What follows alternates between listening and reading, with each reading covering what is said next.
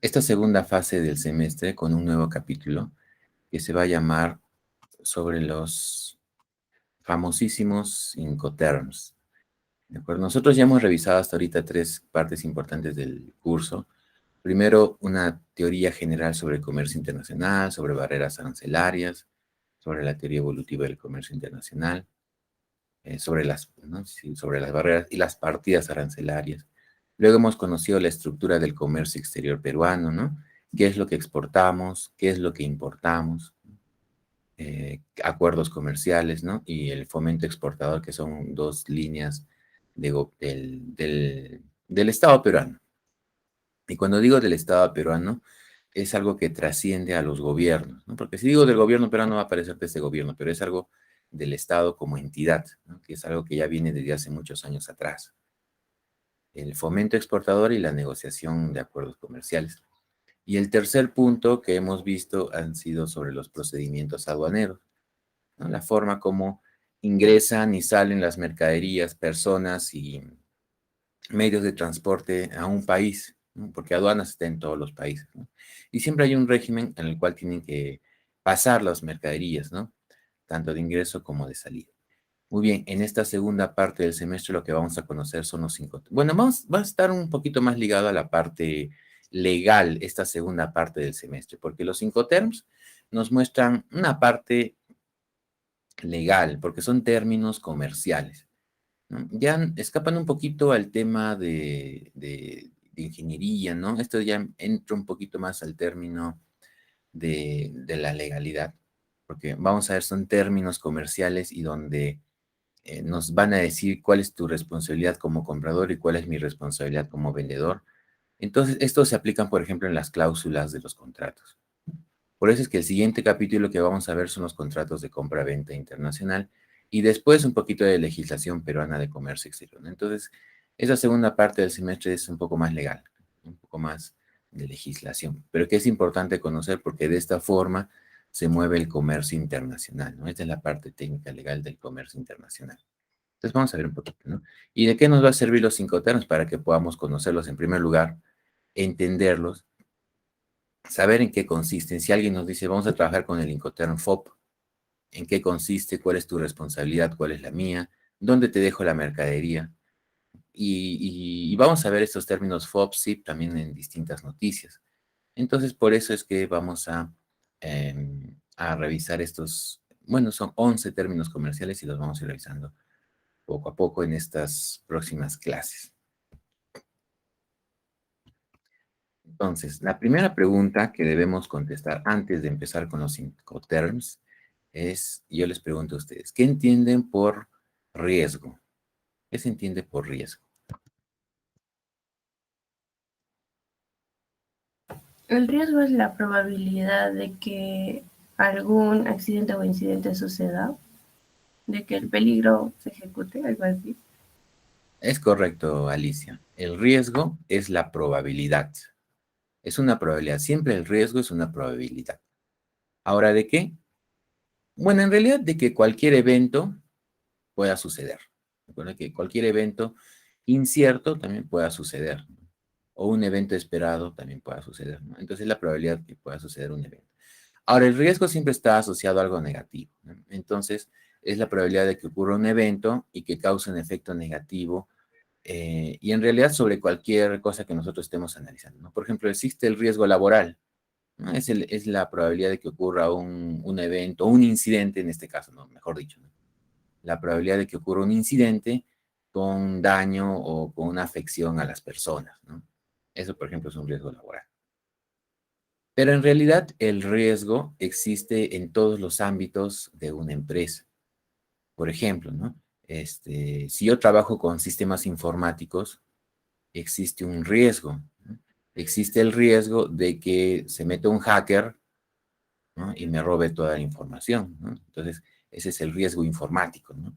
Es la probabilidad de que ocurra un evento como que se meta un hacker y tiene un efecto negativo, el robo de la información, ¿no? Como le pasa a cada rato a Facebook, creo, ¿no? A cada rato creo que entran y le roban información. Entonces, existe un riesgo en todos los ámbitos de la empresa. Esto es parte de lo que se estudia ahora como gestión del riesgo. La gestión del riesgo es otra asignatura, vamos a llamarle así, como también existe la gestión logística, la gestión, no sé, financiera, la gestión de producción, la gestión comercial. Es una gestión más que hay que realizar dentro de la empresa y que hay que tomar en cuenta. Si no lo gestionamos bien, podemos tener pérdidas.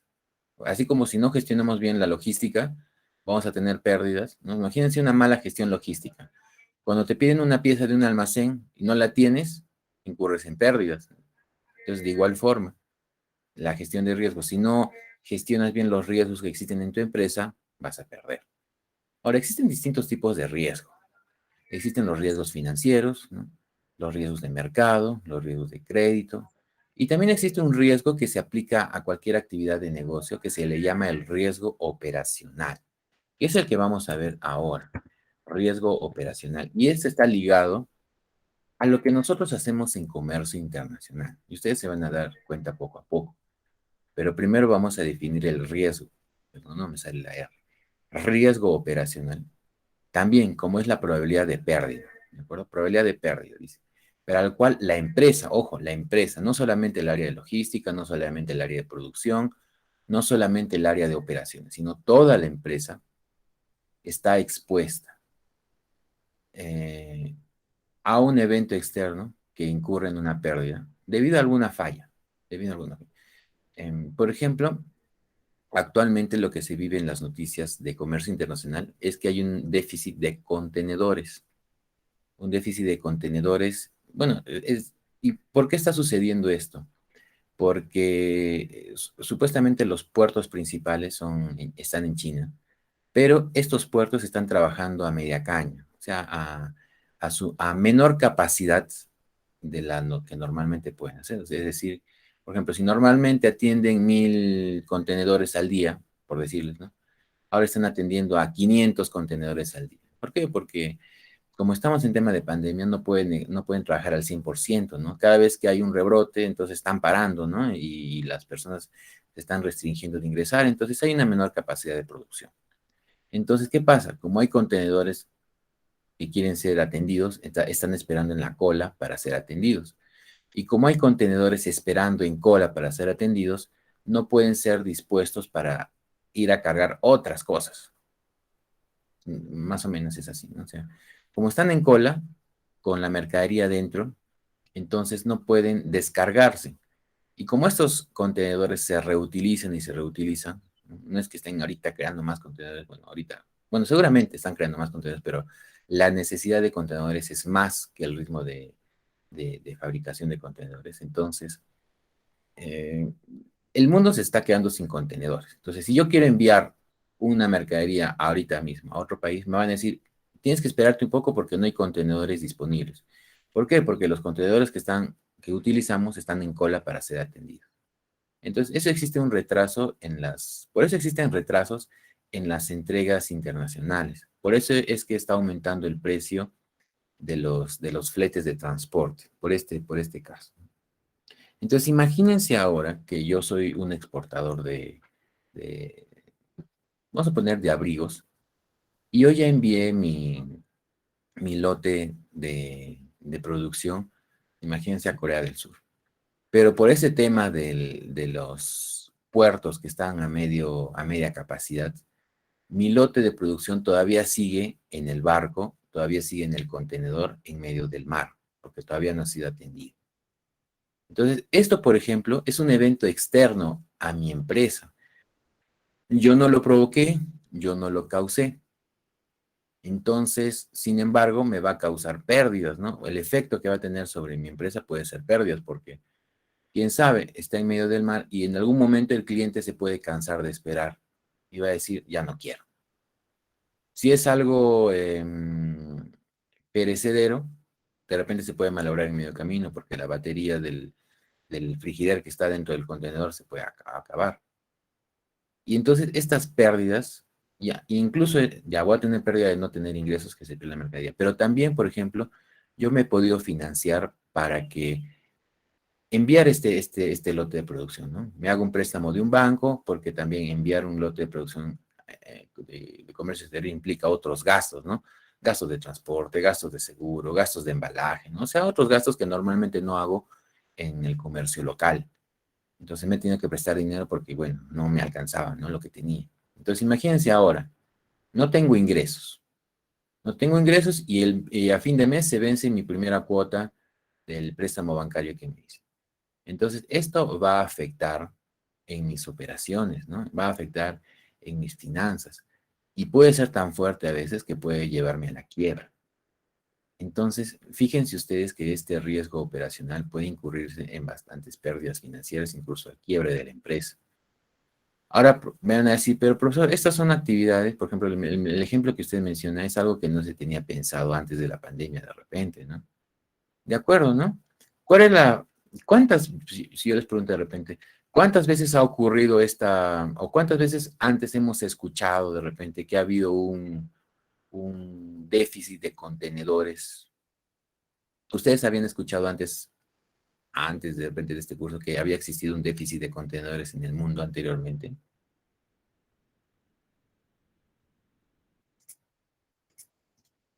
¿O es una noticia nueva?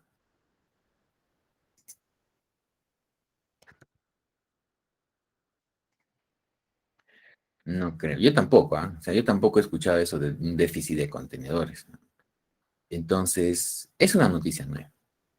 Y esto, entonces, le podríamos decir que si es una noticia nueva que no ha aparecido de repente en muchos años, de repente en los 70s, 80s, de repente apareció. Entonces, como que la frecuencia de que ocurra es muy baja, pues, ¿no? O sea, si ocurre cada 10 años, cada 20 años, la frecuencia de ocurrencia, pues, es baja, ¿no? Es baja, ¿no? Ahora bien, con lo que les estaba mencionando, ¿cómo creen ustedes que es el impacto en las empresas que haya un déficit de contenedores, especialmente en las empresas exportadoras o importadoras? ¿Cuál es el impacto que pueda tener en sus empresas? ¿Es un impacto alto, medio, bajo? ¿Cómo lo podrían considerar?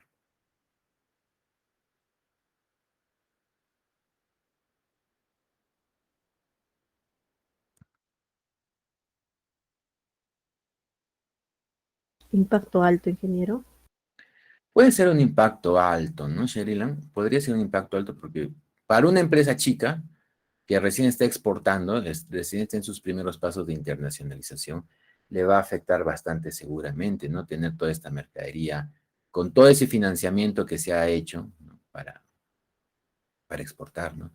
Y si es una empresa grande, imagínense que es una empresa que ya está internacionalizada, entonces la mayor parte de sus ingresos seguramente dependen del comercio exterior, ¿no? Entonces está atracada con ingresos, la chica y la grande, la empresa chica y la empresa grande, entonces tiene un impacto alto. Entonces, aquí, en base a la frecuencia de ocurrencia y en base al impacto en la empresa, podríamos decir que el riesgo que se está teniendo en esta empresa es un riesgo alto, ¿no? Y por lo tanto debemos prever alguna acción cuando esto suceda. Esa es una gestión de riesgo, ¿no? Identificamos el riesgo, lo analizamos y luego tomamos alguna decisión respecto a este riesgo, ¿no? ¿Qué es lo que podemos hacer, ¿no? Entonces, en eso consiste la gestión del riesgo. Entonces, tenemos que tener presente ahora que existe siempre el riesgo operacional en cada actividad de negocio, ¿de acuerdo? En cada actividad de negocio que hagamos. Y actividad de negocio es cualquier cosa que haga la empresa, ¿de acuerdo? No solamente en el área de operaciones, no solamente en logística, sino en toda la empresa. Siempre existe un riesgo, ¿de acuerdo? Como ejercicio, lo pueden hacer, como me dicen algunas, ustedes están trabajando, ¿no? En diferentes tipos de empresas, diferentes tipos de organizaciones, ¿no? Toda organización, toda empresa tiene riesgos y esos riesgos, como les dije, pueden ocurrir y van a afectar a la empresa de alguna u otra manera. Entonces, la próxima vez que vayan a alguna empresa que estén trabajando, identifiquen qué riesgo puede existir, o sea, qué evento pudiera ocurrir que les puede traer en alguna pérdida. Puede ser financiera, puede ser alguna sanción, puede ser daño a la reputación, pero algo podría estar pasando que vaya a dañar a la empresa, de alguna forma. Pero entonces, a ver, traten de hacer ese ejercicio y vean qué es lo que podría pasar y qué podría dar, ¿no? Y yo les voy a dar algunos casos ahorita, porque vamos a ver cuáles son los tipos de riesgo operacional.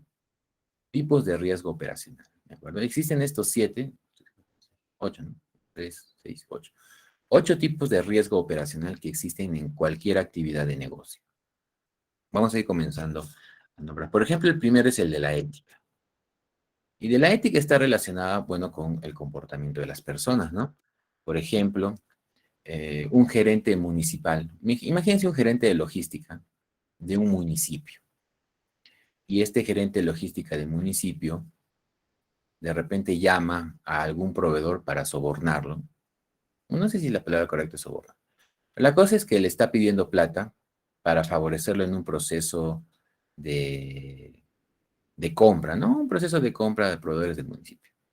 Entonces, por ejemplo, si esto lo que está haciendo es un problema de ética, ¿no? Que no es correcto, ¿no? Sobornar, ¿no? No es correcto. Entonces, ¿qué pasa si a esta persona, qué pasa si esta empresa denuncia al gerente de logística, ¿no? Por estos sobornos. Entonces, vamos a tener pérdidas en el municipio, porque en primer lugar, la reputación del municipio va a caer, ¿no? Todos van a decir, oye, este municipio todos roban, ¿no?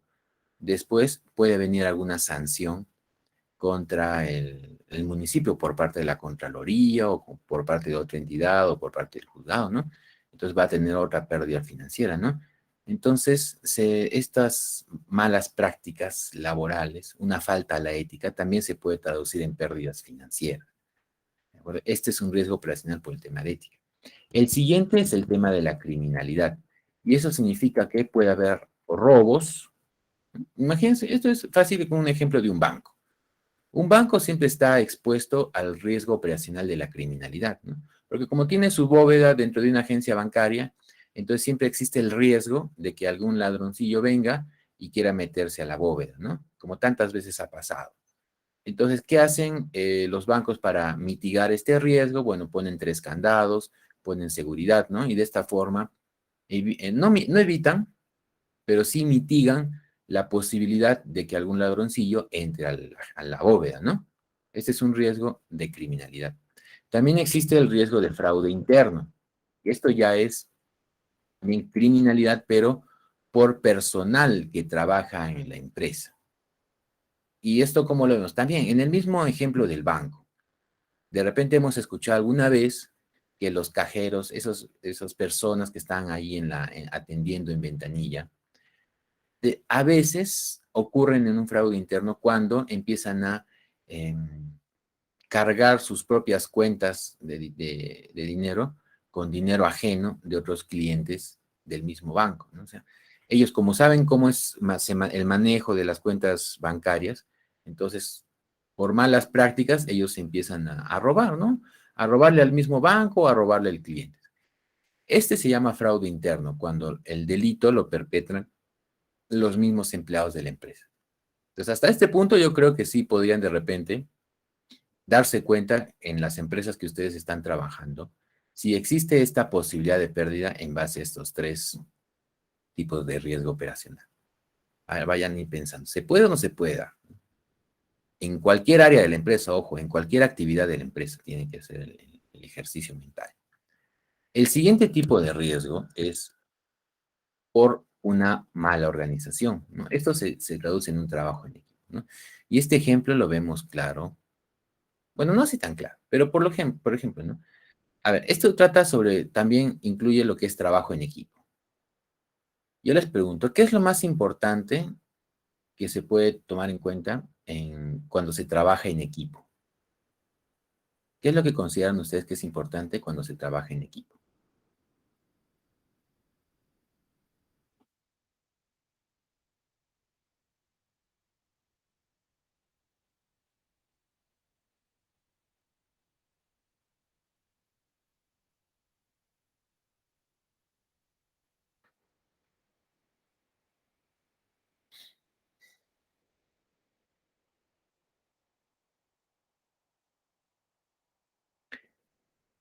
Ujú. Muy bien, Cristian. La comunicación es importante.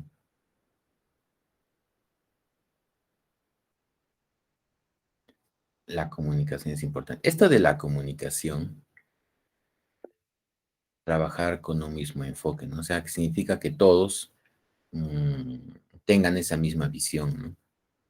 Entonces, son dos temas que ustedes están proponiendo, dos características, que por ejemplo no tienen nada que ver con la capacidad de una persona o sus habilidades, sino lo que ustedes están mencionando es la interacción que hay entre los miembros del equipo, ¿no? Por ejemplo, la comunicación es una interacción. Que trabajen con un mismo enfoque significa que están trabajando todos con una misma visión, entonces la interacción va a tener ese mismo enfoque, ¿no? Entonces, esa interacción es lo más importante en un trabajo en equipo, porque si no hay una buena interacción, no hay una buena comunicación entre las partes, entonces no se van a lograr ningún objetivo, ¿no? Porque al final cada uno va a trabajar mirando su propio trabajo, ¿no? Su propio fin y no va a compartir un objetivo en común, ¿no? Por ejemplo, imagínense una empresa, ¿no? La empresa donde ustedes están trabajando.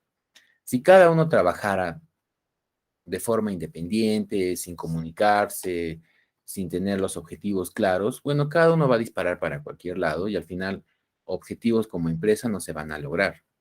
Y si no se logra ningún objetivo de la empresa en algún momento va a quebrar, ¿no? Porque tenía objetivos financieros, objetivos comerciales, entonces si no los logra, va a ir perdiendo poco a poco hasta desaparecer. Entonces, este riesgo nos menciona que si tú no estás bien organizado, también existe una posibilidad de pérdida, porque el trabajo en equipo hace que se puedan lograr los objetivos. Entonces, también, imagínense, ¿no? Por una mala organización también podemos incurrir en pérdidas. El siguiente enfoque se llama del outsourcing, y este enfoque está relacionado con cuando nosotros trabajamos con terceros, con empresas terceras, que también se trabaja bastante, ¿no? Con empresas terceras, ¿no? Una misma empresa subcontrata los servicios de otra empresa. Por ejemplo, imagínense que ustedes están trabajando en una empresa que elabora yogur, por ejemplo, ¿no? Bastantes botellitas de yogur, ¿no? Entonces, resulta que ustedes normalmente envían productos aquí dentro de la ciudad, pero imagínense que ahora tienen que enviar sus productos a Mollendo, ¿no? Pero ustedes no tienen el medio de transporte adecuado. Entonces lo que hacen es contratar a una empresa distribuidora. Esta empresa distribuidora va a cargar sus botellas en el local donde ustedes lo tienen y se los va a llevar hasta Mollendo. Pero ¿cuántas veces nosotros hemos escuchado noticias de que alguna vez en el camino, en la carretera, se ha volteado un camión, por ejemplo, de cerveza y todas las cervezas desparramadas por la carretera y botellas rotas y las que quedaron vivas se las llevaron los que vivían cerca de la carretera, ¿no? Creo que hemos escuchado esa noticia varias veces, ¿no? Creo que es algo recurrente, ¿no? Entonces, y esto nos podría pasar a nuestra empresa, ¿no? Que nuestro camioncito en algún momento le pase algo, o en el camioncito del proveedor le pase algo y toda nuestra mercadería se pierda, ¿no? O le roben, ¿no? O no llegue a tiempo, ya no hay que ser tan trágicos, que no llegue a tiempo, ¿no? Y entonces si no llega a tiempo, el cliente se molesta y después no nos vuelve a comprar, o que llegue malogrado porque se demora mucho, ¿no? Entonces existe este riesgo porque le estamos transmitiendo este riesgo a la empresa de distribución, pero nosotros no nos podemos estar ajenos a ello, ¿no? Entonces también es parte de nuestra responsabilidad que podemos, imagínense, todo un lote de producción se pueda perder por algún accidente, ¿no? Entonces hay que también tomar en cuenta que existe este riesgo y también hay que saber cómo manejarlo, ¿no? ¿Cómo se maneja de repente este riesgo, no? Bueno, teniendo una cláusula en el contrato que si por causas propias de la empresa distribuidora se pierde una mercadería, quien va a cubrir ese costo es la empresa distribuidora, pues, ¿no? Bajo un contrato se podría hacer esto. Entonces, para cada uno de los riesgos que estamos viendo, siempre existe una medida preventiva, una medida correctiva, una medida mitigadora, ¿no?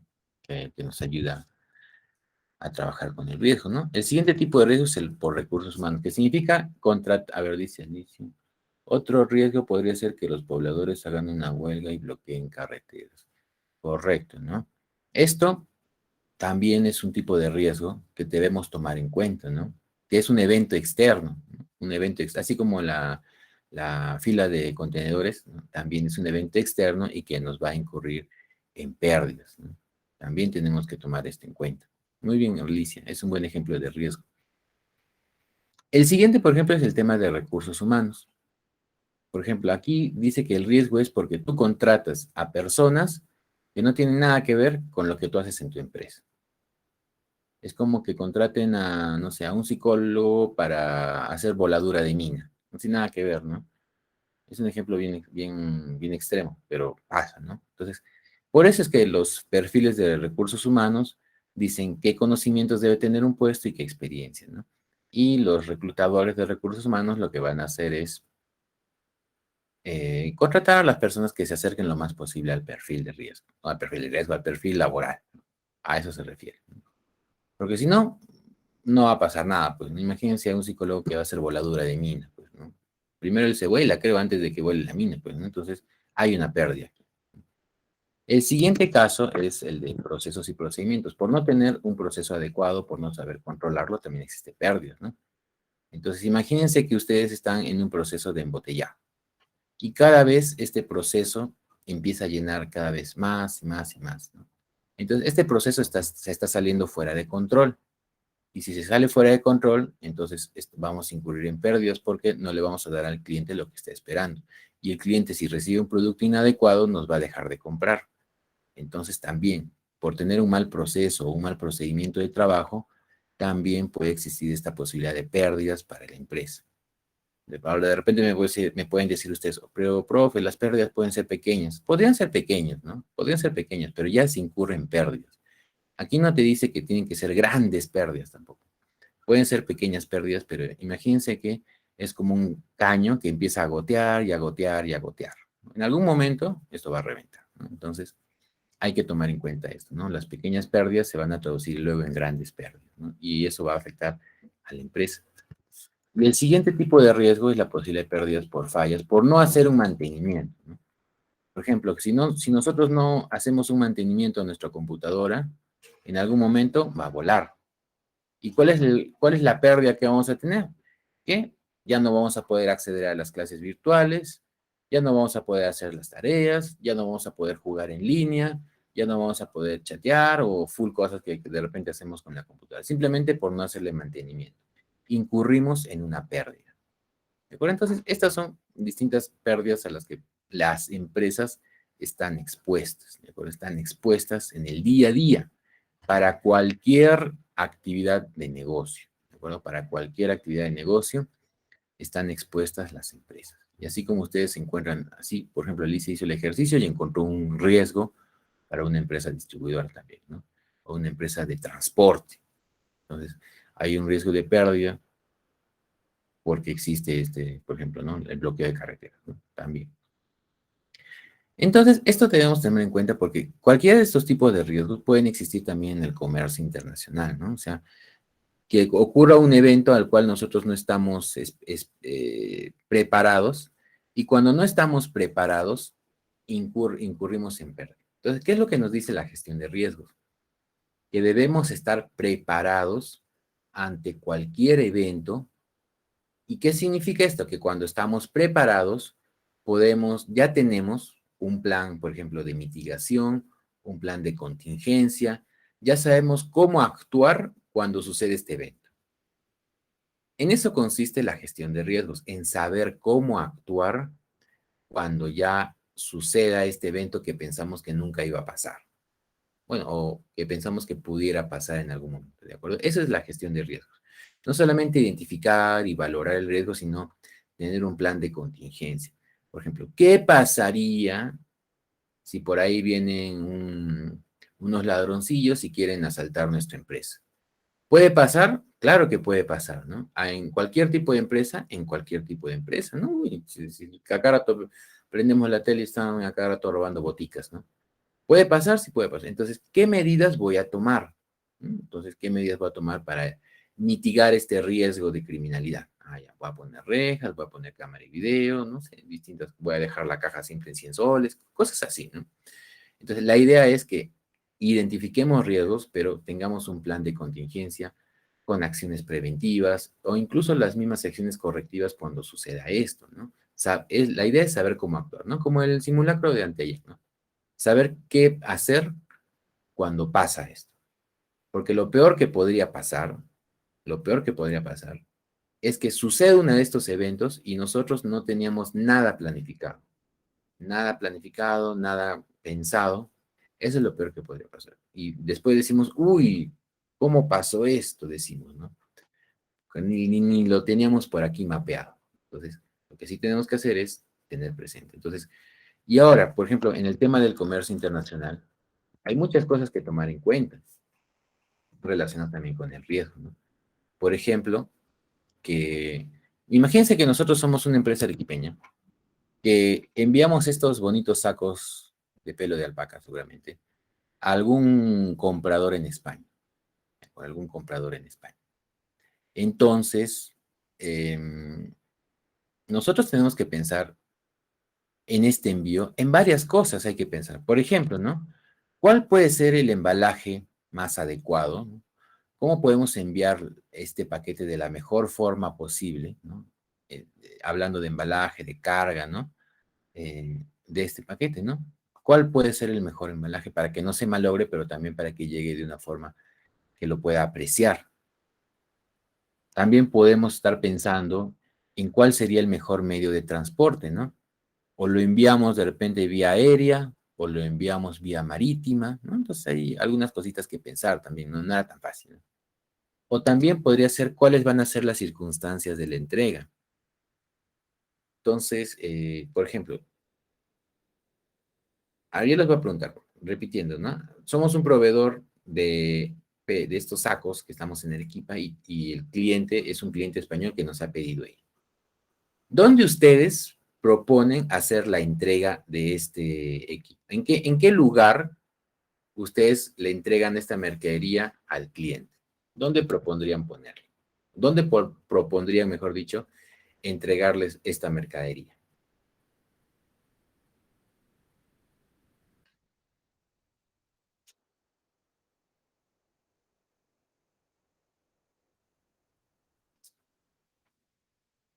¿Qué sugieren ustedes el lugar para entregarle la mercadería al cliente? ¿En qué lugar se lo podrían entregar?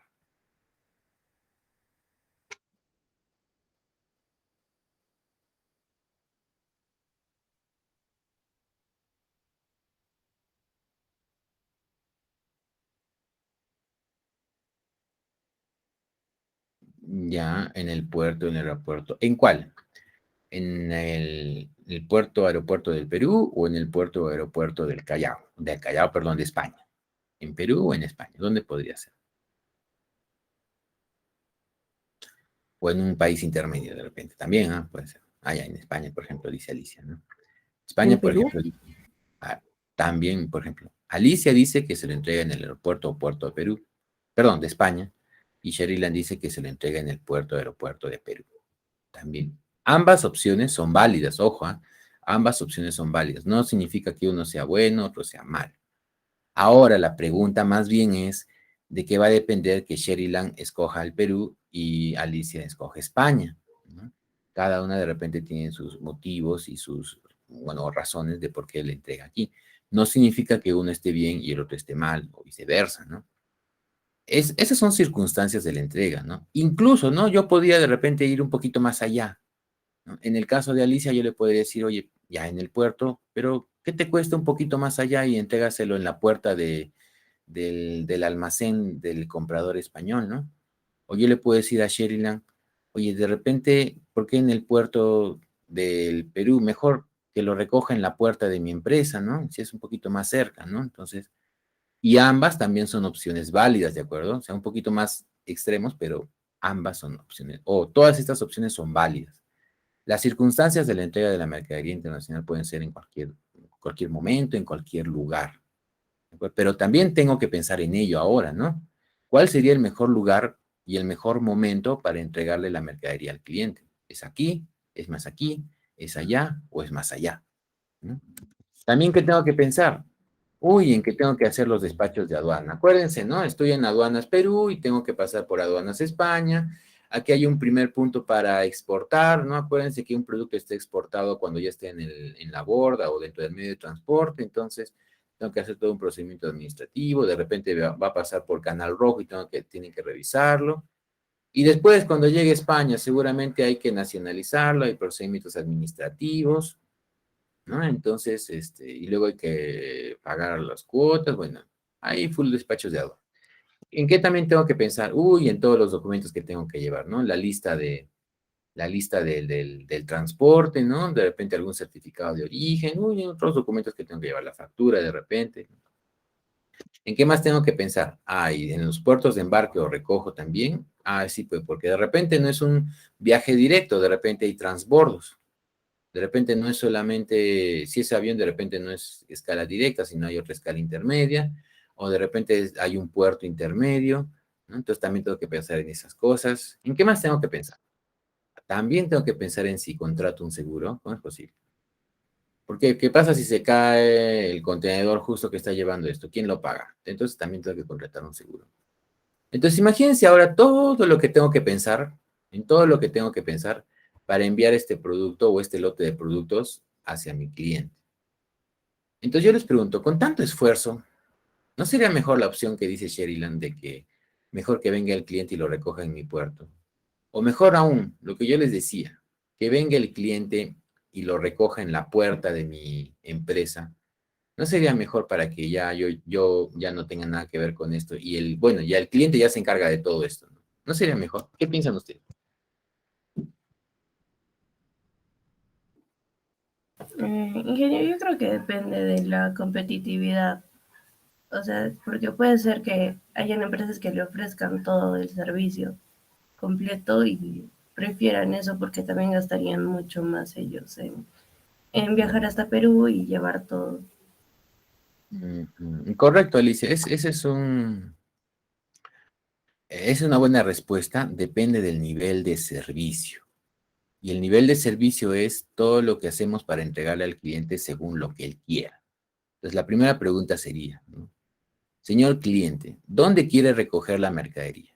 Entonces, él me puede decir de repente, oye, yo quiero que me lo dejes en la puerta de mi empresa. O de repente él puede decir, mira, yo tengo facilidad para recogerlo en la puerta de tu empresa. Pues primero mejor preguntémosle al cliente, ¿dónde sería mejor, más factible para él recogerlo? Porque eso se llama nivel de servicio, cuando le damos al cliente según las características y condiciones que él quiere. De repente él quiero que ya esté instalado en mi almacén. Ah, bueno, está bien. Ahora, también, ojo, ¿no? Si se lo vamos a llevar hasta su almacén, entonces hay que tomar en cuenta que todos estos gastos nosotros lo vamos a pagar, ¿no? Entonces, por lo tanto, el precio que se va a incurrir acá va a ser mayor. Y si el cliente viene y se lo recoge aquí, obviamente tenemos que darle un precio menor, ¿no? Porque él va a pagar todo esto, ¿no? Entonces, como dice Alicia, va a depender. ¿De qué? De la competitividad, ¿de acuerdo? De qué tan competitivos somos, de qué cómo lo quiere el cliente, ¿no? Porque a veces, si somos una empresa que recién se está internacionalizando y nos metemos a todo este rollo, entonces como que podríamos fallar en algún punto, ¿no? Pero imagínense si ahora somos una empresa que ya está internacionalizada y que tenemos ventas recurrentes al extranjero. Esto ya lo conocemos bastante, entonces hacer un lote más va a ser algo recurrente, entonces lo podemos tener esa facilidad, ¿no? Pues va a depender de la situación competitiva en la cual nos encontremos. Entonces ya con ello vamos a empezar a conocer lo que son Ingeniero, los... Sí, sí, también puede ser lo de FOB, porque por ejemplo yo trabajaba en una comercializadora que es Kruger un tiempo y ellos importaban repuestos. Entonces, sacando costos, se dieron cuenta de que era más fácil tener acá una persona que se encargaba de ponerlo todo en Miami y de ahí consolidar carga. Todo era FOB, nos vendían en FOB y ellos lo traían desde Miami consolidado a Perú porque era mucho más barato traerlo, o sea, correr los riesgos nosotros como empresa a que los que nos vendían nos los pusieran acá en Perú. O sea, también depende de costos. exacto, depende de lo que uno quiera asumir como costos y lo que le resulte también más factible, ¿no? De repente a esta empresa, como mencionabas, que todo lo consolida en un punto, seguramente traía de varias partes, ¿no? Lo conciliaba en un puerto y de ahí lo podía traer, ¿no? Ahora vamos a ver, ya que nos ha mencionado Sherilan del tema del FOB, ¿a qué se refiere? ¿A cuál Incoterms se refiere? Ahora vamos a llegar a ver los grupos de Incoterms y dentro de estos grupos de Incoterms vamos a ver a qué se refiere el tema del FOB, ¿de acuerdo? Para ir ampliando un poquito, pero es un caso muy interesante, ¿no? Que también va a depender de las facilidades con las que cuente la empresa, ¿no? A veces, por ejemplo, ¿no? Lo traes tú, como decía Sheridan, ¿no? Tienes allí alguien que te consolide mercadería en determinado lugar, ¿no? Y de ahí tú mismo contratas el transporte, ¿no? Creo que así era el caso, ¿no, Shelian? Que la misma empresa de aquí contrataba el transporte para traer la mercadería, ¿no? Y Sí, seguramente, se lo sí, ¿no? ponían en Miami y ya consolidado en un almacén, cuando ya tenían, no sé, 3, 4 contenedores, recién lo importaban para Perú. Claro. Y seguramente quien pagaba el transporte para traerlo aquí era la empresa, ¿no? De repente. Sí, Entonces, esto, por ejemplo, es porque esta empresa, entiendo, ya es importadora, entonces tiene ya experiencia, ¿no? Ya tiene sus agentes de carga, sus agentes de aduaneros internacionales, entonces ya tiene experiencia y conocimiento en el comercio internacional, entonces le facilita para esta empresa el traer la mercadería, ¿no? Porque ya maneja esos costos, ya tiene sus contactos para poder hacerlo, ¿no? En cambio, una empresa que de repente, primera vez que va a importar, entonces no conoce los agentes, no conoce el tratamiento del comercio, ¿no? No conoce los puertos, entonces de repente va a preferir que se lo dejen en la puerta de su empresa, ¿no? Es decir, que si es nuestra primera importación, vamos a decirle mejor al vendedor, ¿no? Que esté en otro país, envíamelo hasta la puerta de mi empresa, porque yo todavía no conozco mucho de comercio internacional, ¿no? Oye, pero te va a costar más. Sí, lo sé, me va a costar más, lo voy a pagar, pero voy a ir entrando en el camino de la internacionalización, ¿no? En cambio, una empresa que constantemente está importando, hasta incluso puede llegar en algún momento a traer la mercadería desde la puerta del vendedor, ¿no? Porque ya conoce, ya tiene esa red de distribución internacional.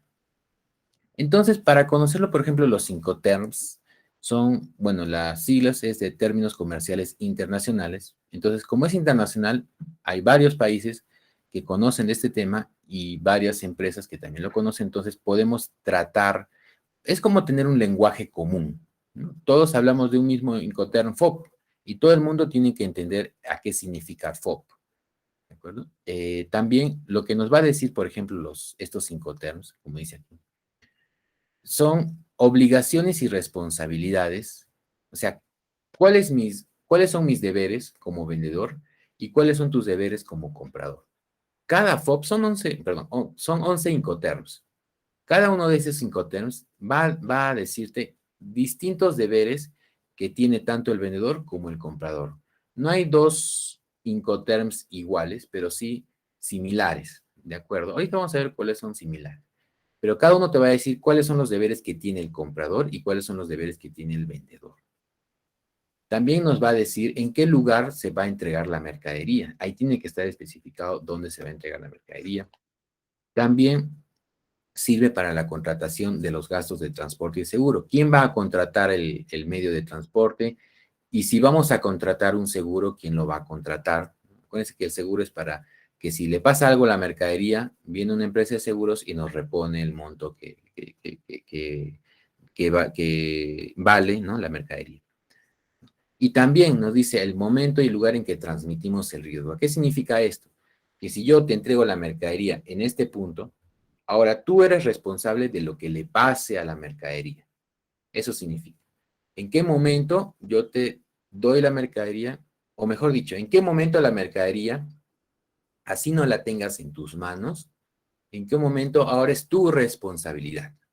Así todavía no haya llegado a tu almacén o tú no tengas todavía una visión tangible de la mercadería, pero nos va a decir en qué momento ahora tú eres responsable de la mercadería. Yo ya no dejo. Si algo le pasa a la mercadería, yo ya no soy responsable, sino ahora tú eres responsable. Entonces también los Incoterms nos tienen que decir eso. ¿Por qué? Porque todo esto de los Incoterms desarrollados por la Cámara de Comercio Internacional, es porque es por los usos y costumbres, ¿de acuerdo? Todo esto va evolucionando por usos y costumbres. Vamos a ver, por ejemplo, que los Incoterms ya tienen varios años acá en el mundo. Entonces se van actualizando, se van evolucionando según los usos y costumbres internacionales, según las casuísticas que están pasando, ¿no? Porque muchas veces ha pasado en el comercio internacional que dicen, oye, se malogró una mercadería en el barco, ¿no? Que justo está transportando. Ya está bien, pues, se malogró, pero yo ya te lo vendí ya, ya, yo ya, como dice, ya te lo embalé, ¿no? Entonces, el vendedor dice, págame por esa mercadería. Ahora el comprador va a decir, oye, pero pero todavía yo no la tengo. ¿Y por qué te va a pagar por una mercadería que ya se malogró? Entonces, entramos en esas disputas, ¿no?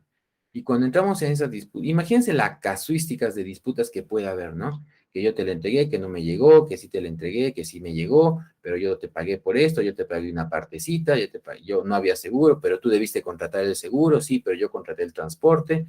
Entonces, imagínense todas las disputas que ha habido en el comercio internacional. Entonces, para evitar estos, acuérdense, gestión de riesgo, ¿no? Para evitar esto, lo que los Incoterms nos dicen, muy bien, tranquilos, todos tranquilos, tú eres responsable de esto y tú eres responsable de esto. Si ustedes van a trabajar bajo el término comercial FOB, tú eres responsable de esto y tú eres responsable del otro. Y esto está bajo un contrato. Entonces, cada uno sabe sus responsabilidades, ¿no? Yo te entrego, a partir de este punto, tú eres responsable. Cualquier cosa que pase con la mercadería, tú eres responsable. Eso es lo que nos dicen los términos comerciales, ¿no?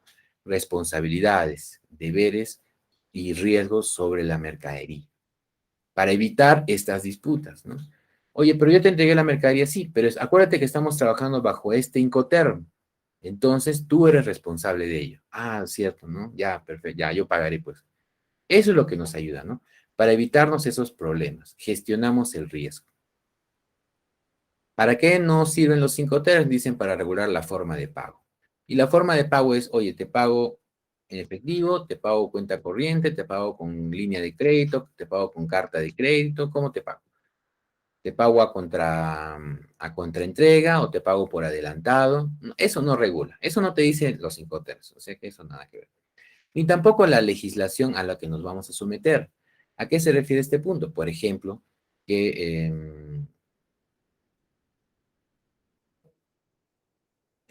a ver, hay una disputa, ¿no? Yo les decía, no llegó la mercadería, ¿no? Se malogró, se perdió entre un vendedor peruano y un comprador español. Entonces, yo le di como comprador, como vendedor peruano le digo, oye, págame mi mercadería, ya te la envié. Y el comprador español dice, pues, pero si, como dice, yo no la he recibido, entonces, ¿por qué te voy a pagar, no? Y hay una disputa. Entonces, yo molesto, le digo, está bien, voy a entablar una demanda. La pregunta es, como tengo que entablar una demanda, tengo que ir a algún juzgado. Entonces, ¿a qué juzgado voy? ¿Al de Perú? ¿Al de España? ¿O al de otro país? ¿A cuál irían ustedes?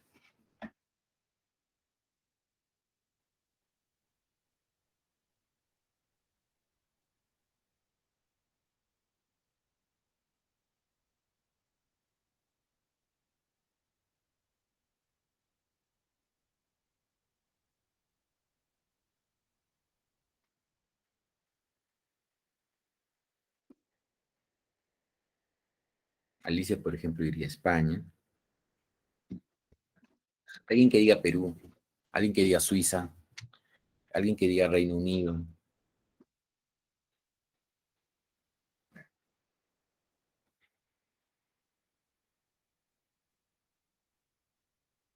En realidad, este tema de la legislación tiene que estar por contrato, ¿de acuerdo? En el contrato debe haber una cláusula que diga, las partes se someten a la legislación, por ejemplo, de España, ante cualquier disputa que pueda haber. O de repente puede ser, las partes se someten a la legislación peruana ante cualquier disputa. O las partes se someten a la legislación del Reino Unido ante cualquier disputa que pueda haber, ¿no? Entonces, esto debe estar especificado también en un contrato de compra-venta internacional. Porque si no, oye, yo quiero estar en España, no, yo quiero estar en Perú. Uy, ahí sí ya nadie se pone de acuerdo. Entonces también, los Incoterms, bueno, no te dicen a qué legislación vas a ir. ¿Quién te dice eso? El contrato que tú estás firmando con la contraparte. Entonces, también es importante conocer esto, pero que no lo ven los Incoterms. Y tampoco esto aplica a contratos de transporte, ¿no? O sea, el contrato que yo hago con el medio de transporte no aplica a los Incoterms. Bueno, ahorita vamos a ver, bueno, solo para terminar con esta parte, eh, los Incoterms tienen varias versiones que han tenido evolucionando a través de los años. Y Como le dije, van evolucionando según usos y costumbres. Entonces, ahorita estamos trabajando bajo la versión 2020. Y esta frase que vemos acá es cómo se coloca dentro de un contrato, ¿no? Entre el comprador y el vendedor vamos a decir, vamos a trabajar bajo el Incoterm FCA, ahorita vamos a ver en qué consiste. El lugar de entrega de la mercadería va a ser esta dirección, ¿no? Al lado del puesto de la señora que vende snacks. Y vamos a trabajar bajo la versión Incoterms 2020, porque esta versión Incoterm 2020 tiene actualizaciones en este Incoterm que no los tiene la versión 2010. Por eso es importante indicar bajo qué versión de Incoterms estamos trabajando. Porque si acá ponemos 2010, de repente el FCA 2010 es distinto del FCA 2020. Entonces, tenemos que indicar correctamente cómo es nuestra transacción. Estos temas, como ustedes ven, son de bastante detalle, pero que son importantes porque nos permiten evitar problemas, ¿de acuerdo? Nos permiten evitar problemas. En eso consisten también los contratos, ¿no? Y cuando pasa algo, cómo actuar, ¿no? De quién es responsabilidad. Para eso nos ayudan los Incoterms también. Ahora vamos a ver la clasificación sin un grupo de reglas. Primero tenemos el grupo de reglas E. Por ejemplo, estos son los Incoterms y estos son sus siglas, ¿de acuerdo? Cómo se abrevian. Y esta es su versión en español, por ejemplo. Son 4 grupos de reglas, ¿de acuerdo? Según grupo de reglas. Primero tenemos el grupo de reglas E. Bueno, se le llama grupo de reglas porque empiezan con una letra. Por ejemplo, acá todos empiezan, bueno, solo hay uno, ¿no? Con la letra E. Acá empiezan con la letra F, acá con la letra C y acá con la letra D. Entonces, en el grupo de reglas E solo hay uno que es el ex-works, que significa en fábrica, que ahorita vamos a ver qué significa. Tenemos 3 Incoterms con las reglas F, donde aquí está el famoso FOB, que significa Free on Board, FCA Free Carrier y Fast Free Alongside Ship. Como, y esta es su traducción, ¿dónde se deja la mercadería? El grupo de reglas C, que significa, por ejemplo, costo y flete, costo, seguro y flete, el transporte pagado hasta y el transporte y seguro pagado hasta, ¿no? Entonces, más o menos como que ya te van indicando qué significan estos Incoterms, ¿no? Según la traducción. Y el último grupo de reglas D, que son todas entregas de mercadería en un sitio específico. Dice entrega de la mercadería y descarga en tal lugar, entrega en tal lugar y entrega con los derechos pagados. Entonces son estos 4 tipos de reglas que, según grupo de reglas, tienen características similares, ¿de acuerdo? Están agrupadas de esta manera porque tienen características similares. Pero ojo, no son Incoterms iguales. El DPU no es igual al DAP, que tampoco es diagrama de análisis de proceso, ¿no? Y tampoco es igual al DDP. ¿Tienen características similares? Sí, es lo que vamos a ver a continuación, pero no son iguales, ¿de acuerdo? Vamos a ver entonces. El primero de ellos es el grupo de reglas E, que solo está incluido el Incoterm ex-works. ¿Y qué significa? Que la mercadería la va a recoger el comprador en las instalaciones de la empresa vendedora. Es decir, que el comprador va a venir aquí hasta mi país de origen y él va a recoger la mercadería, ¿de acuerdo? Él va a recoger la mercadería.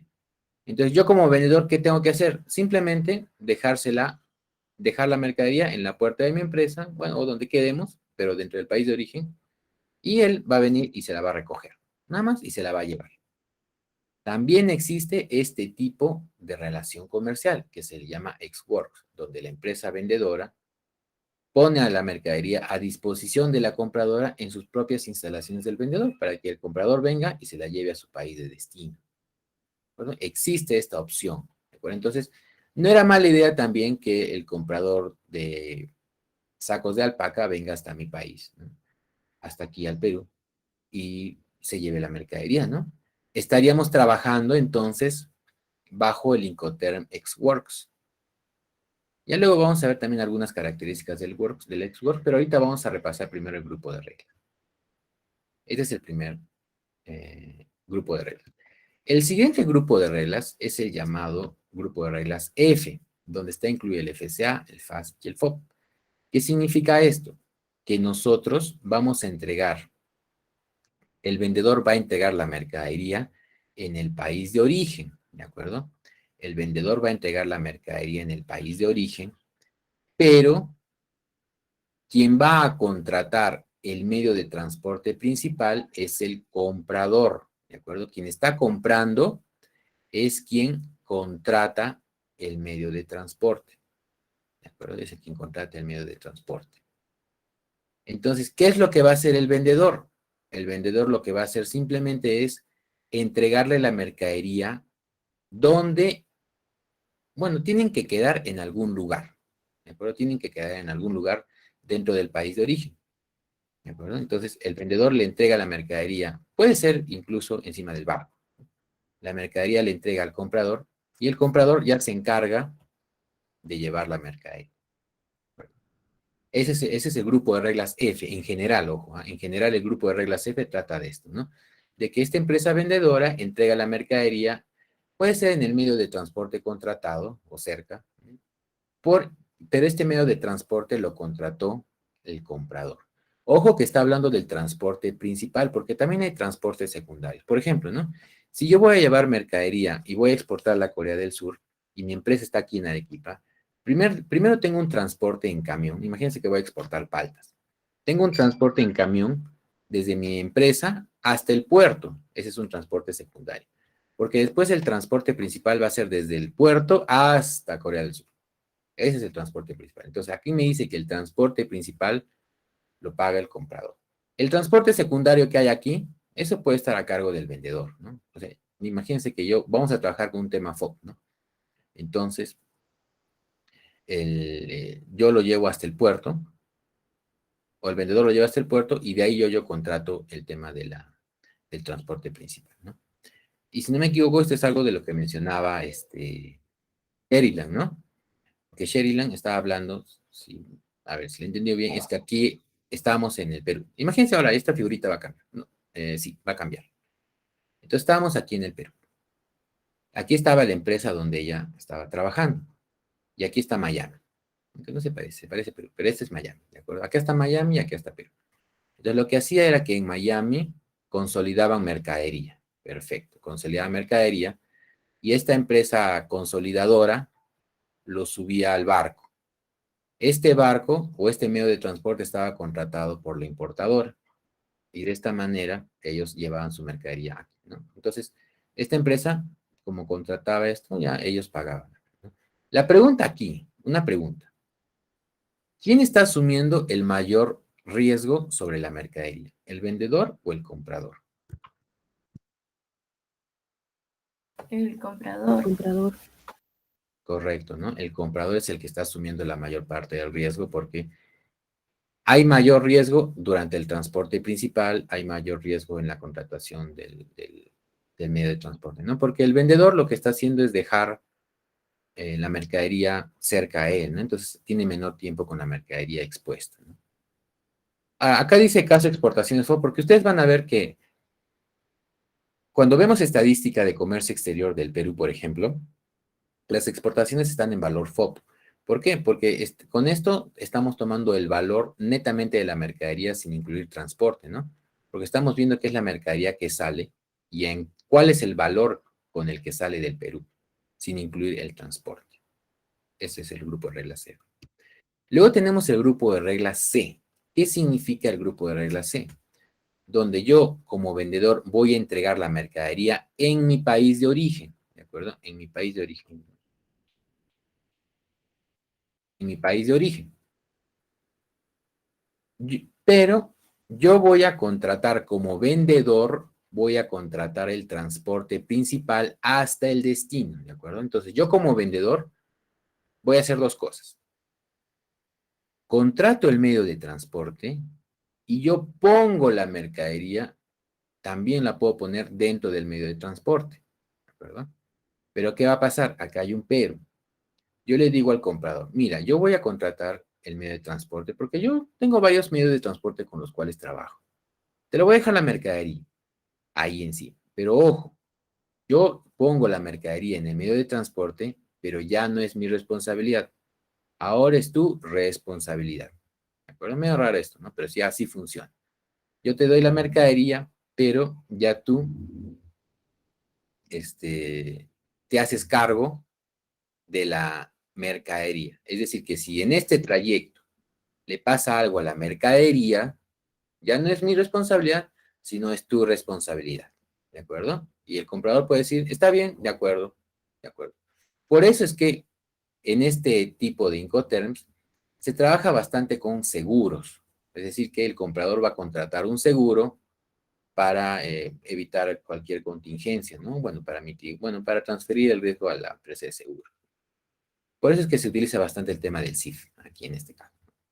Pero también existe esto, ¿no? Entonces, repasando, la empresa vendedora es la que contrata el transporte y el transporte principal, ojo, el transporte principal hasta el destino, es decir, del puerto del Perú hasta el puerto de España.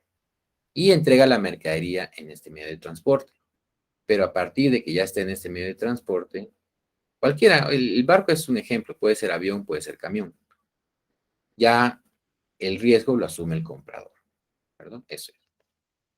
Ahora, también vamos a ver el caso de importaciones CIF, que cuando ustedes ven estadística de comercio exterior, las importaciones peruanas siempre están en términos CIF, porque cuando la mercadería llega al Perú, la ponemos en términos CIF porque no incluye el transporte, ¿de acuerdo? No incluye el transporte, entonces estamos valorizando la mercadería tal cual es, solamente en lo que consiste, sin incluir temas de transporte, ¿de acuerdo? Entonces, por eso se llama, por eso las importaciones están en valor CIF.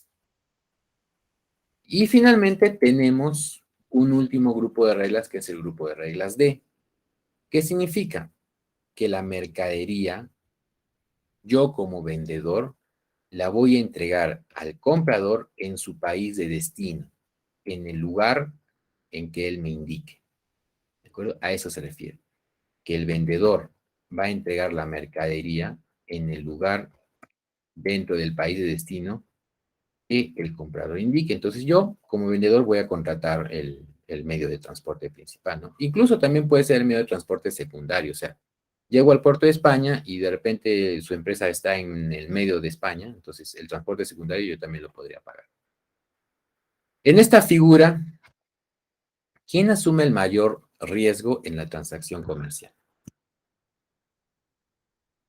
El vendedor. Correcto, Alicia, el vendedor, ¿no? El vendedor porque él está asumiendo pues todo, ¿no? Es como el caso, justo es el caso que Alicia propone, ¿no? Donde todo se lo va a llevar hasta España, ¿no? Porque tiene un buen nivel de servicio. Entonces ya sabes, Alicia, que ahora si tú vas a llevar toda esa mercadería a España, vas a asumir todo, casi todo el riesgo en la transacción comercial, ¿no? Entonces tienes que tener cuidado de que todo esté asegurado, ¿no? Y que contrates un buen medio de transporte, ¿no? Confiable para que llegue a su destino, ¿no? Este es el cuarto grupo de reglas D. Muy bien. Luego tenemos, ya conocemos ahora los cuatro grupos de reglas, ¿no? También hay otra clasificación según el medio de transporte. ¿Qué nos dice según el medio de transporte? Por ejemplo, estos Incoterms que tenemos acá, los podemos trabajar con cualquier medio de transporte, sea aéreo, ferrocarril, camión o barco. Con cualquier medio de transporte podemos utilizar estos 3, 6, 7 Incoterms, ¿de acuerdo? Con cualquier medio de transporte. Por ejemplo, si vamos a enviar mercadería de Perú a Ecuador por tierra, entonces podemos usar un camioncito. Y de igual forma tenemos que quedar en algún Incoterm con nuestro comprador ecuatoriano, ¿no? Entonces podemos quedar cualquiera de estos Incoterms, ¿de acuerdo? Cualquiera de estos. Que lo vamos a mandar por barco a España, también podemos quedar cualquiera de estos. Que lo vamos a enviar por avión a Colombia, cualquiera de estos Incoterms funciona. Pero hay otros 4 Incoterms, estos de aquí, FAST, FOB, CF, RECIP, que son exclusivos para transporte acuático. ¿De acuerdo? Son exclusivos para transporte, dice, marítimo y ríos. Por ejemplo, si vamos a exportar mercadería a Brasil por el río Amazonas, entonces tenemos que debemos utilizar uno de estos Incoterms, ¿de acuerdo? Estos son exclusivos para transporte acuático. Miren, es solo transporte acuático nada más, solo barquitos, ¿de acuerdo? Entonces, esto también pregunta de examen.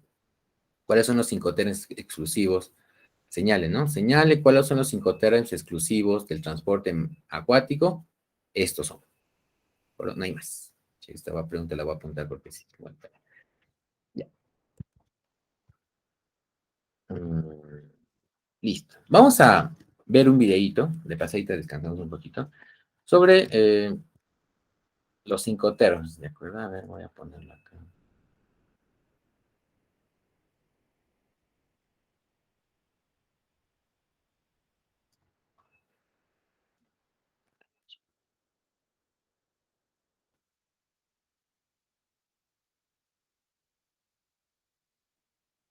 Dice los Incoterms más usados en las importaciones peruanas. ¿Cómo se amplía esto?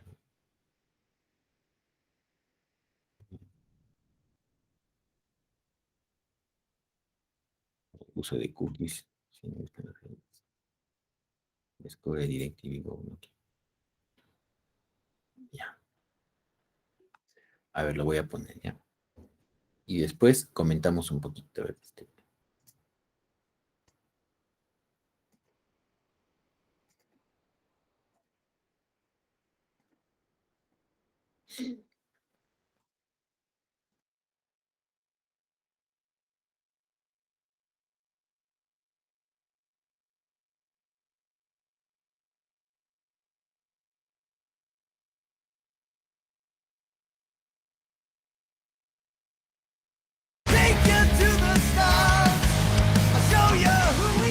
Han demostrado que no son dignos de ella.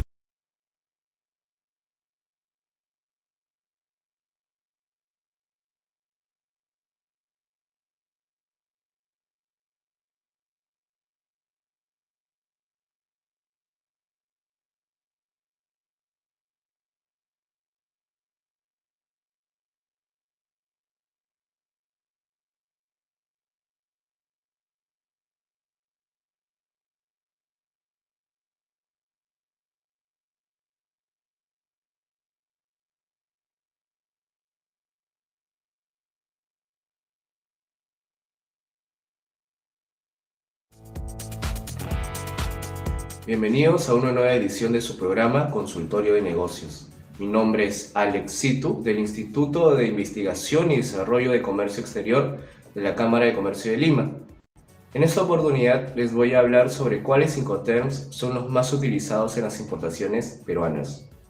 Los Incoterms son utilizados para establecer criterios definidos sobre la distribución de los gastos y la transmisión de los riesgos entre el comprador y el vendedor en un contrato de compra y venta internacional, y son de aceptación voluntaria.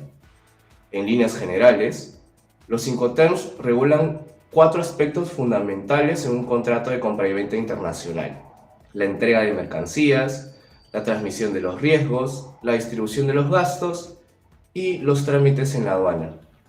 Según los datos de las importaciones obtenidas de la base de datos de SUNAT, el macrosector tradicional tiene como Incoterms más usados el DAP, cuyas siglas significan entregado en lugar, el CIF, costo, seguro y flete, el FOB, franco a bordo, y el CFR, coste y flete, mientras que en el macrosector no tradicional los más usados son el FOB, el CIF, el CFR y el FCA, franco transportista. Más a detalle, en los sectores económicos más representativos que mueven las importaciones peruanas, estos son los Incoterms más utilizados hasta abril del 2021. En el sector agropecuario, el Incoterm más usado es el CIF, el cual tiene un 40% de participación en las importaciones del sector. De la misma manera, en el sector calzado, el uso del Incoterm CIF acumuló el 64% de participación. En cambio, dentro del sector joyería, el Incoterm más usado fue el FCA con un 66% de participación, mientras que respecto del sector químico fue el CFR con un 28% de participación. En tanto, en el sector metal mecánico, el Incoterm más usado fue el FOB, el cual tiene el 31% de participación, y también para la adquisición de productos correspondientes al sector textil y confecciones se utilizó mayormente el Incoterm FOB, el cual registró un 46% de participación. Para más información sobre este tema u otros temas vinculados al comercio exterior, puede comunicarse al 219-1860 o visitar la página del IDEXCAM, cuyo link aparece en pantalla. Conmigo será hasta otra nueva oportunidad. Muchas gracias.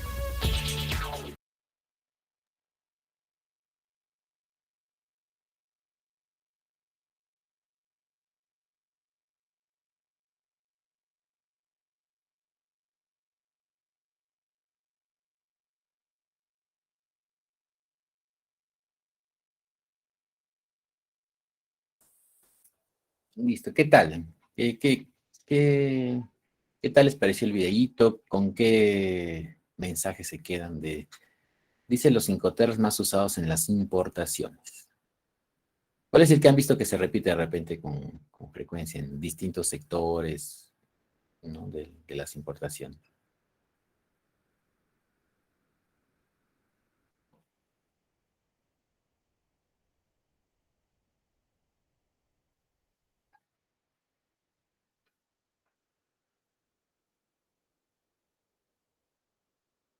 El FOB, ¿no? Es uno recurrente en las importaciones peruanas, ¿no? Justo es el caso pues, que Sheryl nos mencionaba, ¿no? Que también esa importación está con el tema, con el Incoterm FOB, ¿no? Donde el que compra es el que asume el transporte, ¿no? El que compra es el que asume el transporte.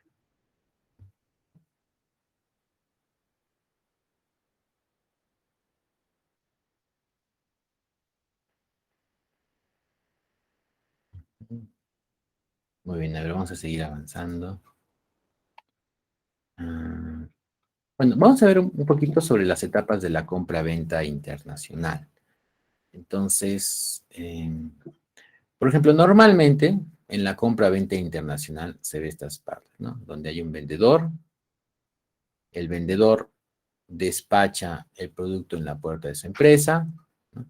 Luego con un transporte secundario se lleva hasta el puerto o el aeropuerto, que es donde queda aduanas, pasa todo este proceso de aduanas donde se tiene que controlar la mercadería. Acuérdense que aduanas controla la mercadería que tanto como ingresa como que sale del país. Entonces, aduanas controla la mercadería que va saliendo del país. Acuérdense que hay mercadería prohibida de salir también, ¿no? Entonces, aduanas controla esta mercadería, pasa el filtro de aduanas, llega hasta el terminal terrestre, aéreo, portuario, donde se va a encargar la mercadería, y se da el tema del embarque. El embarque significa que vamos a vamos a colocar la mercadería en el medio de transporte principal. Y luego se va a dar el caso del transporte principal. Más o menos así se mueve, ¿no? El transporte principal. Y luego de ello, el barco o el medio de transporte llega hasta el puerto de destino.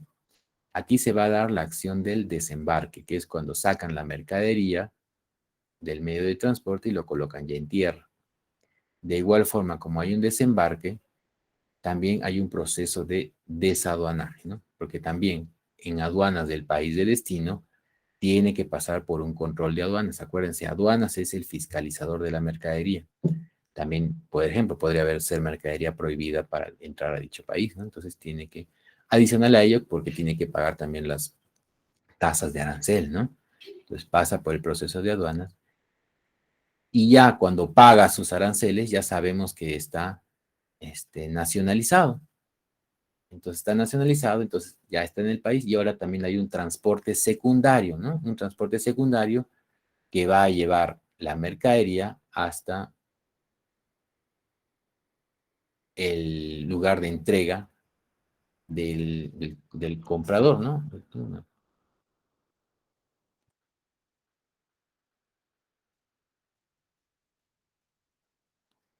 Entonces, imagínense todos ustedes el trayecto que tiene que tener la mercadería, ¿no? Y habíamos visto, por ejemplo, que el grupo de reglas X-Works acá funciona nada más, ¿no? O sea, el vendedor deja la mercadería en la puerta de su fábrica y viene el comprador. Imagínense ustedes, viene el comprador y se hace todo este trámite, ¿no? Todo este trámite, ¿no? Este era el caso de Sherryland, por ejemplo. Bueno, Sherryland dijo hasta aquí, hasta el puerto. Ya, perfecto. Y el caso de Alicia era que el vendedor llevaba toda la mercadería, imagínense, hasta acá. Bueno, en realidad hasta el puerto, ¿no? Pero podríamos hacer un poquito más. Y fíjense todo lo que se trabaja, ¿no? En el caso del FOB, ¿no? En el FOB, la mercadería se deja aquí, ¿no? El vendedor deja la mercadería acá. Y el comprador contrata, bueno, el caso de Sheridan era Xworks, parecido, ¿no? El caso de Alicia era de grupo de reglas D. El grupo de reglas F te dice que la mercadería el vendedor la deja acá. El comprador es el que compra, mejor dicho, contrata el medio de transporte, ¿no? Y de ahí ya él se hace cargo. Y en el grupo de regla C, el vendedor contrata el medio de transporte, pero quien asume el riesgo de la mercadería cuando ya está acá es el comprador. Entonces, asume el riesgo el comprador desde aquí hasta acá, toda esta parte del riesgo, lo que podemos ver. Ahora bien, ya bueno, ya hemos repasado los 4 tipos de reglas en nuestras etapas de compra-venta, ¿no? Mejor dicho, en las etapas de distribución, porque las etapas de la compra-venta más el que todos serían aquí, ¿no? Por ejemplo, ¿no? Nosotros somos una empresa exportadora, entonces estamos vendiendo paltas, ¿no? Y queremos venderle al extranjero, ¿no? Entonces vamos a una feria internacional como la que hemos visto y empezamos a ofrecer nuestros productos, ¿no? Esta primera etapa se llama prospección comercial, cuando empezamos a ofrecer nuestros productos a los potenciales clientes. Eso se llama prospección comercial.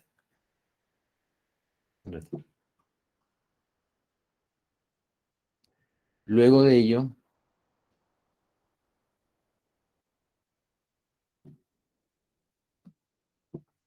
tenemos que pasar a una etapa de negociación, donde aquí, a ver, yo les pregunto, ¿qué es negociación? ¿Qué entienden por ustedes negociación? Alumnos de 5º año de Ingeniería Industrial a punto de egresar. ¿Qué es negociación?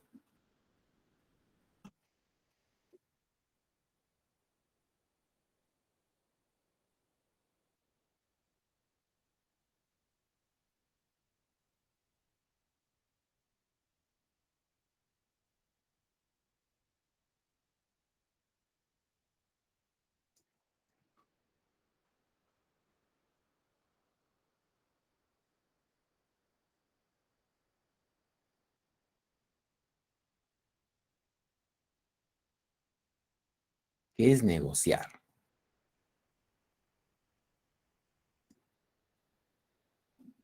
Llegar a acuerdos. Muy bien, Jerry, muy bien, perdón, Sherry.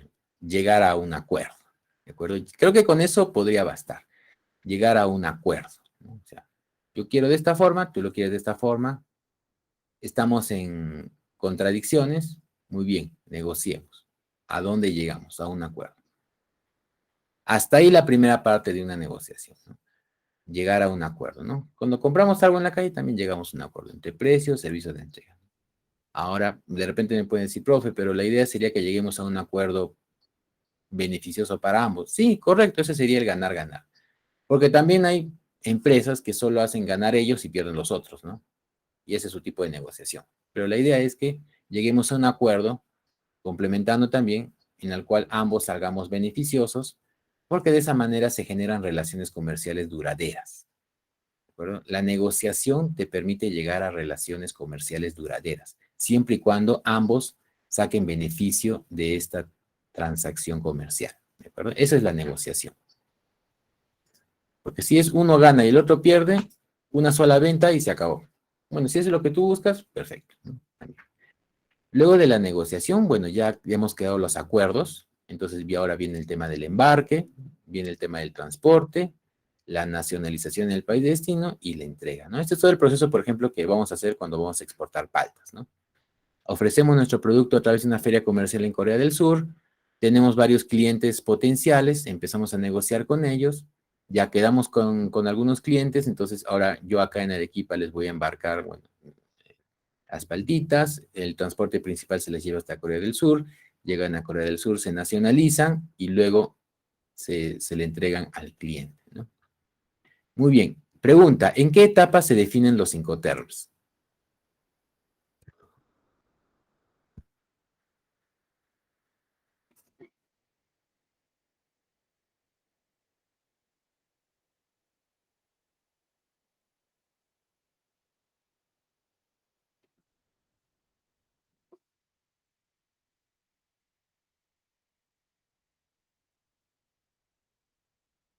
En la negociación. Así es, Alicia. En la negociación, ¿de acuerdo? En la negociación se definen los Incoterms, porque acuérdense que en la negociación se llegan a acuerdos y los Incoterms son términos comerciales, son acuerdos comerciales, porque cuando yo digo, yo contrato el medio de transporte, ya estoy llegando a un acuerdo. Cuando yo digo, tú contratas el seguro, ya estoy llegando a un acuerdo. Cuando yo digo, te le entrego la mercadería en la puerta de tu empresa, ya estamos llegando a un acuerdo, ¿de acuerdo? Entonces, de acuerdo. Es en la etapa de negociación cuando se deben cumplir los Incoterms. Ahí debe estar claro. Antes de cualquier embarque, antes de cualquier transporte, nacionalización, entrega, ahí debe ser en la etapa de negociación, ¿no? ¿De acuerdo? Para conocer las etapas de la compra-venta y dónde se incluyen los Incoterms. ¿De acuerdo? Muy bien. Creo que es otra pregunta de examen. Lo voy a anotar.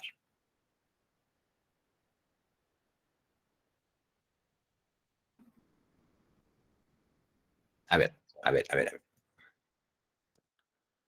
Para repasar, los aspectos regulados por los Incoterms.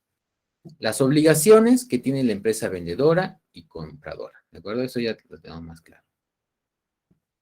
Sobre el tema de quién contrata el transporte y si hay contrato también de seguro. ¿De acuerdo? Eso también nos dicen los Incoterms. Si van a haber contratos, quién contrata el transporte y quién contrata el seguro.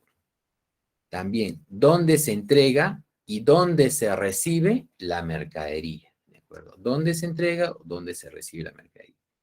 ¿En qué momento se transmite el riesgo? Que significa en qué momento el vendedor le entrega la responsabilidad de la mercadería al comprador. También un tema de reparto de costos, porque a ver, si yo sumo el transporte, tú ya no lo asumes, entonces siempre hay los mismos gastos, solo que ahora nos vamos a repartir los gastos, ¿no? ¿Quién asume el transporte secundario? ¿Quién asume el transporte principal? ¿Quién asume el seguro? ¿Quién asume los gastos de desaduanaje? Bueno, también incluye notificaciones entre las partes, documentos y pruebas de entrega, también incluye una comprobación del embalaje, ¿no? Y ayuda con información y costos relacionados, eso principalmente. Y lo que no regula es la transmisión de la propiedad de la mercancía, ¿no? Entonces, no significa que el Incoterm te va a decir, en el momento en que tú tengas la mercadería, ya esa mercadería te pertenece. Eso no te dice los Incoterms, ¿de acuerdo? No te dice en qué momento te pertenece la mercadería. Lo que sí te dice es en qué momento tú eres responsable de la mercadería, pero no necesariamente esto implica la propiedad, ¿de acuerdo? Esto en términos legales también. Uno es responsable, pero no es dueño de la mercadería. Esto ya se implica también en el contrato de compraventa. También no te dice la ley y jurisdicción significa el juzgado al que tú tengas que ir para resolver cualquier incumplimiento en el contrato de compraventa, porque incumplimientos puede haber, ¿de acuerdo? De cualquier cláusula. Oye, no lo has enviado, por ejemplo, yo te dije, no lo has enviado con el plástico que yo lo pedí. Ah, ya, entonces hay un incumplimiento del contrato, porque según contrato de compra-venta debiste enviarlo con este tipo de plástico que es especial para las paltas. No lo enviaste así y mira, hay medio lote malogrado. Entonces te voy a demandar. Vamos a una jurisdicción. ¿Qué dice el Incoterm? Nada, porque los Incoterms no te regulan esto. Entonces creo que también es pregunta de examen. No te regulan los Incoterms los temas jurídicos. ¿Dónde está? En el contrato. Medio y plazo de pago también hemos visto que no incluye. ni tampoco esto aplica para comercialización de servicios. Servicios son todos los temas intangibles, por ejemplo, consultorías, por ejemplo, temas financieros, em, temas de logísticas. Esto no incluye, solamente es temas de mercadería, ¿de acuerdo? Temas tangibles, temas de mercadería, ¿de acuerdo? Eso es lo que regula y lo que no regula los Incoterms. Ahora la pregunta es, que ya estábamos respondiendo, ¿cómo elegimos el Incoterm correcto para una transacción comercial internacional? Les pregunto, ¿cómo consideran ustedes cuál elegirían? ¿Por qué? O mejor dicho, ¿cómo elegimos? ¿Bajo qué criterios elegimos un Incoterm correcto?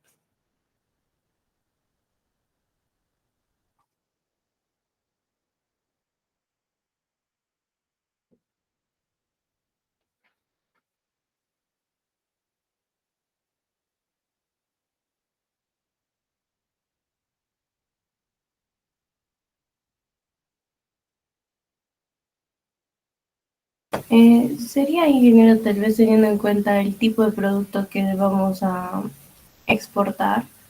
Por ejemplo, depende de eso el riesgo, ¿no? Si es que fuera, digamos, de la industria agropecuaria y son productos como frutas o algo así, o paltas, digamos, el riesgo sería de que se malogren, ¿no? Sería un alto riesgo, entonces no nos convendría como exportadores y vendedores asumir el riesgo de llevar hasta el lugar de destino. O sea, no nos convendría el Incoterm del grupo D. Podría ser también, ¿no? En que sea porque estamos asumiendo todo el riesgo, ¿no? Es lo que te refieres, Alicia, ¿no? En el grupo de reglas de asumimos todo el riesgo, entonces, si algo pasase con la mercadería, entonces nosotros vamos a asumir esa pérdida, ¿no? A eso te refieres, creo, ¿no? Sí, ingeniero. Ya. Perfecto, podría ser también, ¿no? Una forma como elegimos el Incoterm. Eh, ¿Qué otro criterio, a ver, podríamos tomar? Ojo que aquí tampoco significa que hayan respuestas buenas y malas, significa que hay que elegir un Incoterm. Al final hay que elegir un Incoterm. Ahora, ¿cuál elegimos? ¿No? ¿De qué depende que elijamos uno u otro? ¿No? Por lo menos plantearlo sobre la mesa de negociación, porque seguramente la contraparte va a poner también otro Incoterm, ¿no? Pero nosotros, ¿cuál planteamos? ¿Y por qué elegimos este Incoterm? Ingeniero, yo creo que también depende de varios factores. Hay empresas como la que yo comentaba que más que todo lo hacía por costos. Como eran ya productos recurrentes que importábamos siempre de las mismas empresas, entonces se dieron cuenta de que era más barato que nosotros tengamos la persona y nosotros hagamos con el término que le comentaba de FOB, a que ellos nos pusieran la mercadería hasta aquí en Perú. Y como no habíamos tenido ninguna situación de ningún accidente ni riesgo había pasado en todo el transporte, entonces por eso es de que decidieron. Entonces yo creo que, como dijo Alicia, depende de tanto el producto como y otros factores, ¿no? Que va a depender también de las empresas, ¿no? Como dice ella, en el sector agrícola, yo más bien me iría al revés, ¿no? Si yo fuera un comprador, yo quisiera que me traigan el producto más bien hasta el lugar, hasta mi país, porque yo sé que si me lo ponen en el país de venta, voy a tener más riesgos, ¿no? Correcto, Sheryl, ¿no? Un factor, entonces, también, el factor que mencionaba Alicia era el nivel de servicio, ¿no? Y ahí asumimos los riesgos también. El factor que dice Sheridan también es el factor de costos, que también asumo riesgos con cualquier Incoterm, ¿no? Y el factor de costos es qué me resulta a mí de menor costo en mi cadena logística. Y aquí, por ejemplo, ambos conceptos se contraponen, ¿no? ¿Por qué? Porque a un mayor nivel de servicio, esto implica un mayor costo. Que si yo se lo entrego al cliente en las condiciones que él quiere, seguramente voy a incurrir en mayores costos.